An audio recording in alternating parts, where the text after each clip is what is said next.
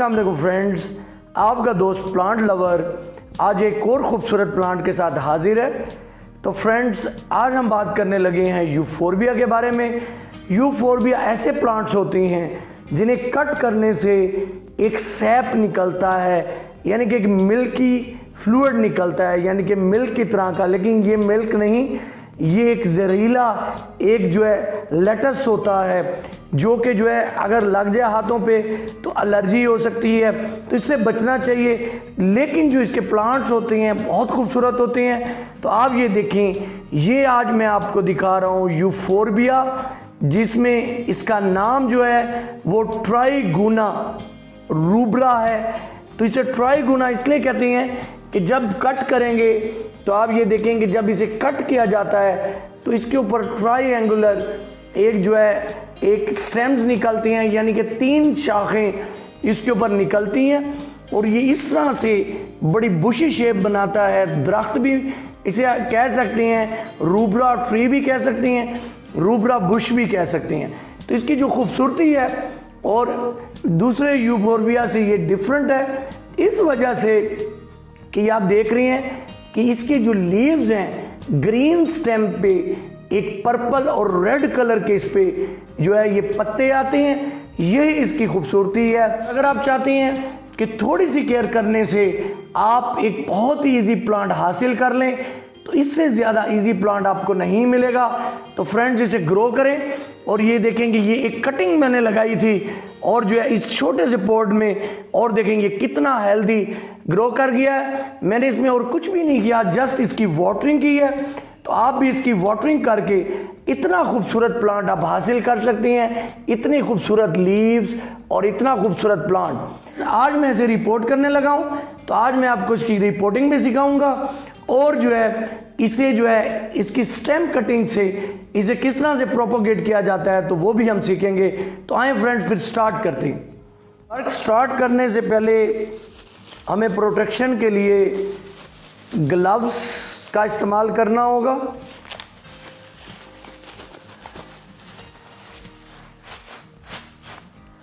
Sharp knife लेना होगा। अब हमने इसमें देखना है कि कहाँ से हम कट करें। तो अगर आप देखें कि ये यहाँ से कट होता है, वहीं से ये अपनी जो है ना शाखें निकालता है। तो अब हम इसकी कटिंग के लिए, इसे ज़्यादा और ज़्यादा बुशी बनाने के लिए हम इस स्टेम को काटेंगे। इस जगह से इसे कट करेंगे।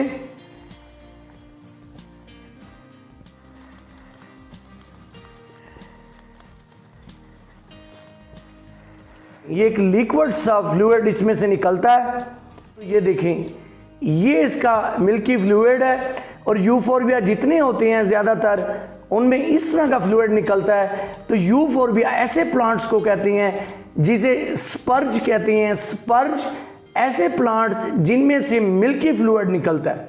फ्रेंड्स, इसमें बहुत पॉइजनस होती है, तो इससे बचना चाहिए।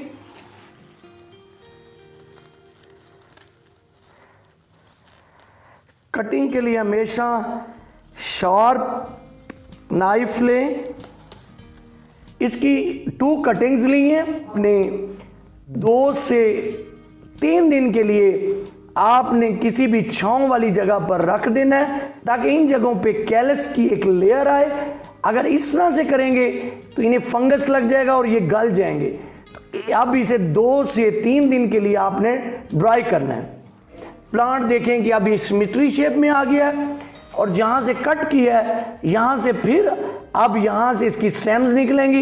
रिपोर्ट करने के लिए मैं इस पोट का इंतखाब कर रहा हूँ। ऐसे पोट कैक्टस, यूफोरबिया, इनके लिए बहुत अच्छे होते हैं, क्योंकि इनमें बहुत अच्छा ड्रेनेज सिस्टम होता है। देख लें, ऑलमोस्ट इसकी लेयर जो है नीचे से ओपन है। मैं हमेशा नीचे से कवर करने के लिए इस तरह से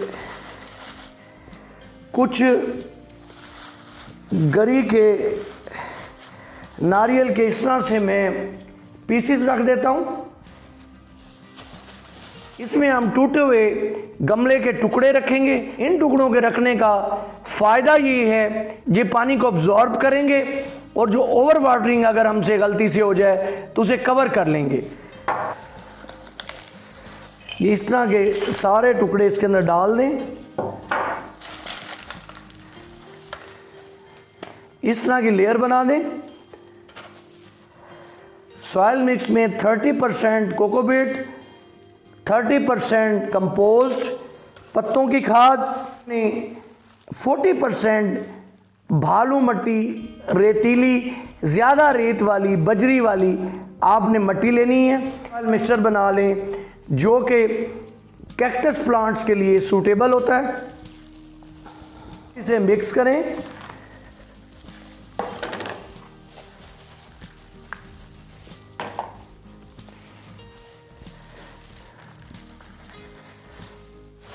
परलाइट आपके पास हो तो मिक्स कर लें, ना हो तो कोई फर्क नहीं पड़ता।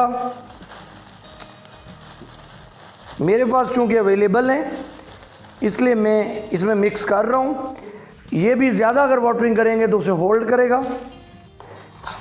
इसको अच्छी तरह मिक्स करें।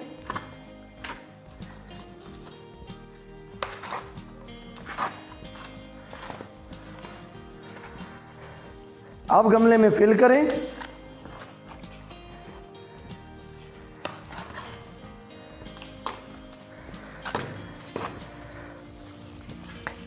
गमले को दबाएं ताकि एक बेड बन जाए। निकालने के लिए पोर्ट को साइडों से दबाएं।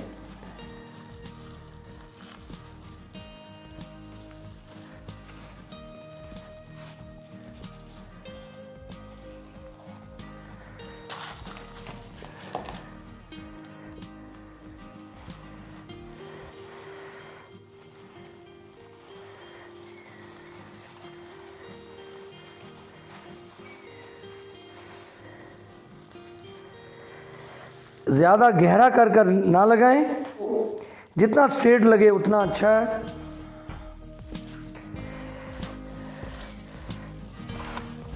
साइडों में मिट्टी फिल कर दें।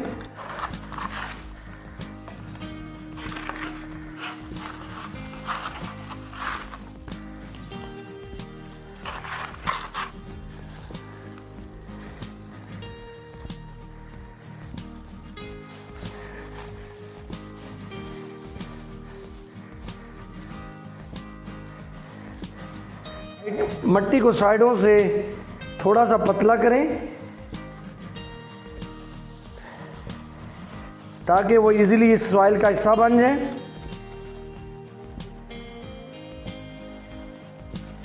ये आप देख रहे हैं कि ये जगह मैंने थोड़ी सी उठा कर रखी है ताकि जब वाटरिंग करें तो इधर वाटरिंग हो, इसके ट्रंक को वाटरिंग डायरेक्ट ना लगे।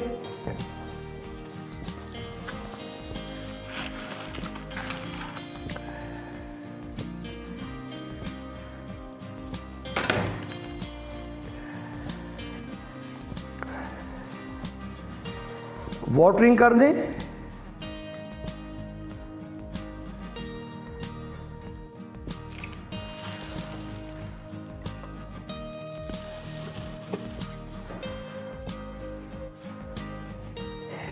इन कटिंग्स को हम 2 से 3 दिन के लिए ड्राई होने देंगे और फ्रेंड्स फिर आए तकरीबन 2 से 3 दिन के बाद आपसे मिलते हैं। फ्रेंड्स आफ्टर 2 डेज़ के बाद हाजिर हैं। ये आप देख रही हैं फ्रेंड्स, ये हमने कटिंग्स ली थी, ये ड्राई हो गई हैं। तो ये देखें इनके यहाँ पर एक लेयर बन गई है कैलिस की।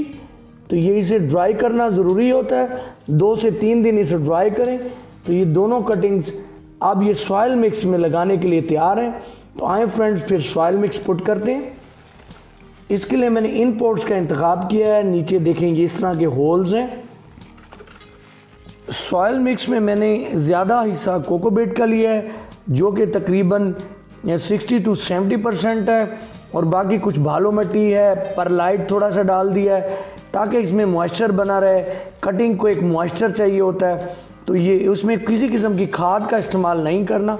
जब इसकी रूट्स आ जाएंगी तो फिर आप खाद का इस्तेमाल कर सकते हैं। आए फ्रेंड्स फिर इसमें पुट करते हैं।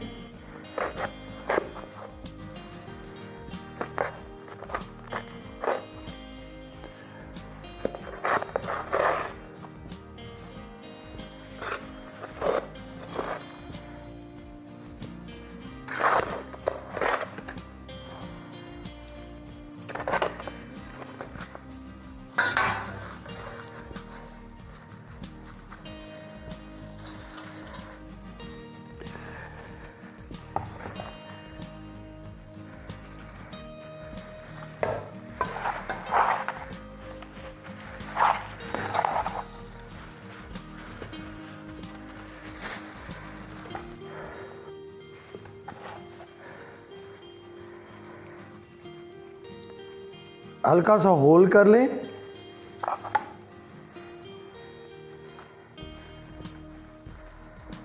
और कटिंग को इसे आराम से इसे प्लेस कर दें।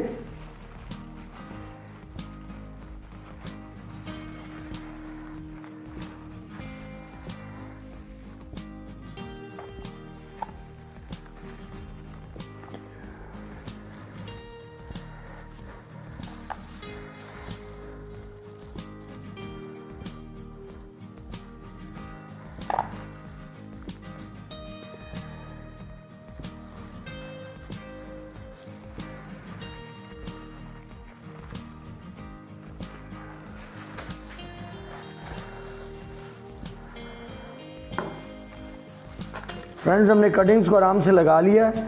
आप इसमें भरकर वाटरिंग कर दें।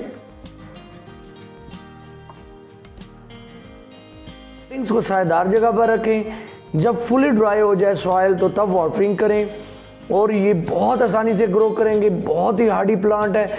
जब ये ग्रो भी कर जाए तो इसे पानी बहुत कम देना होता है। थोड़ा सा शेडी प्लेस दें गर्मियों में। सर्दियों में फुल धूप में रख सकते हैं। जितनी धूप में रखेंगे उतने इनके लीव्स रेड आएंगे। सर्दियों में इनकी ग्रोथ होती है। इस प्लांट का मज़ा लें। फ्रेंड्स, उम्मीद करता हूँ कि वीडियो आपको पसंद आई होगी। अगर पसंद आई हो तो लाइक कीजिएगा। चैनल पर न्यू हैं तो सब्सक्राइब कीजिएगा। अपना बहुत सारा ख्याल रखिएगा। फिर किसी और नए प्लांट के साथ आपसे बहुत ही जल्द मुलाकात होगी। तब तक के लिए अल्लाह हाफिज़।